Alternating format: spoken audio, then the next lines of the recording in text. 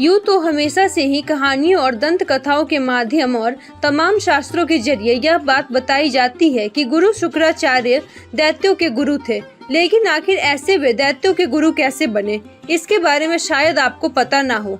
आइए आज इसके बारे में हम आपको इस वीडियो के जरिए बताते हैं। एक पौराणिक कथा के अनुसार शुक्राचार्य महर्षि भृगु के पुत्र और भगवान विष्णु के भक्त प्रहलाद के भांजे थे। वहीं महर्षि भृगु की पहली पत्नी का नाम ख्याति था, जो उनके भाई दक्ष की कन्या थी। ख्याति से महर्षि भृगु को 2 पुत्र धाता और विधाता मिले और एक बेटी लक्ष्मी का जन्म हुआ। इन्हीं लक्ष्मी का विवाह उन्होंने भगवान विष्णु से करा दिया। महर्षि भृगु को और भी पुत्र थे, जैसे उसन और चैवन आदि। ऐसा माना जाता है कि उसन ही आगे चल के शुक्राचार्य बने। जब शुक्र थोड़े बड़े हुए तो उनके पिता ने उन्हें ब्रह्म ऋषि अग्नि ऋषि के पास शिक्षा के लिए भेजा। अग्नि ऋषि ब्रह्मा के मानस पुत्रों में सर्वश्रेष्ठ थे और उनके एक पुत्र बृहस्पति थे, जो बाद में देवों के गुरु बने। वहाँ शुक्राचार्य के साथ उनके पुत्र बृहस्पति भी पढ़ते थे। ऐसा माना जाता है कि शुक्राचार्य बृहस्पति की तुलना में ज्यादा तेज थे, लेकिन फिर भी बृहस्पति के अग्नि ऋषि के पुत्र होने की वजह से उन्हें ज्यादा अच्छी शिक्षा मिलती थी, जिसके चलते एक दिन शुक्राचार्य ईर्ष्यावश उस आश्रम को छोड़ के शनक ऋषि और गौतम ऋषि के पास शिक्षा लेने लगे। अपनी शिक्षा पूर्ण होने के बाद जब शुक्राचार्य को पता चला कि बृहस्पति को देवों ने अपना गुरु नियुक्त किया है, तो उन्हें भी ईर्ष्यावश दैत्यों के गुरु बनने की मन में ठान ली। लेकिन इसमें मुश्किल यह थी कि दैत्यों के देवों को हाथों में हमेशा मिलने वाली पराजय थी।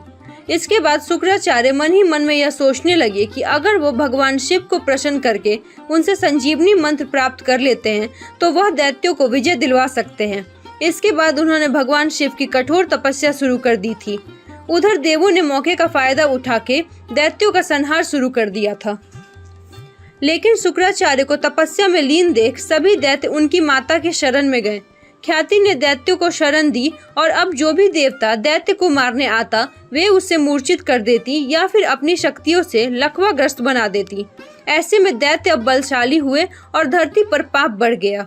पृथ्वी पर ऐसी दुर्गति देख और धरती पर पुनः धर्म की स्थापना हेतु भगवान विष्णु ने शुक्राचार्य की मां और भृगु ऋषि की पत्नी ख्याति का सुदर्शन चक्र से सिर काट के दैत्यों के संहार में देवों की और समूचे जगत की मदद की।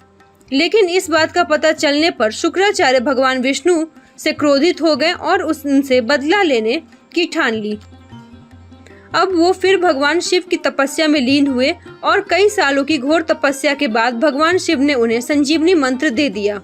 फिर क्या था, शुक्राचार्य ने दैत्यों के राज्यों को पुनः स्थापित कर अपनी मां की मृत्यु का बदला लिया।